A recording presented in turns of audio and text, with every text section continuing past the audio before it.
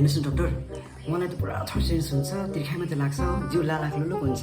के भएको डाक्टर हेर्नुहोस् न, त्यसले गर्दा आएको नि। भनिदिनुहोस् न के गर्नुपर्ने हो, दबाईहरू लेखिदिनुहोस् न। मलाई चाहिँ तपाईँलाई चाहिँ डायबिटिसको डाउट लाग्दैछ। तपाईँ दिनमा 10 किलोमिटर कुद्ने गर्नुहोस्। 1 वर्ष बाद मलाई फेरि भेट्नुहोस्, तपाईँले डिफरेन्स पाउनुहुन्छ। यो चाहिँ याद राख्नुहोस्, बुझ्नुभयो?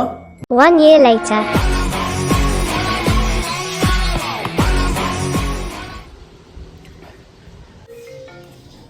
हुन्छ, बेसी नलगाउनुहोस् है, छोड्नुहोस् अब ल।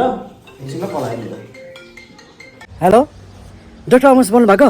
हजुर। ए हजुर, म तपाईँले भन्नुभएको थियो नि दिनमा 10 किलोमिटर कुद्नु भनेर। म त हजुर कुद्दै जम्मै काश्मीरको बोर्डरमा आइपुग्यो कि।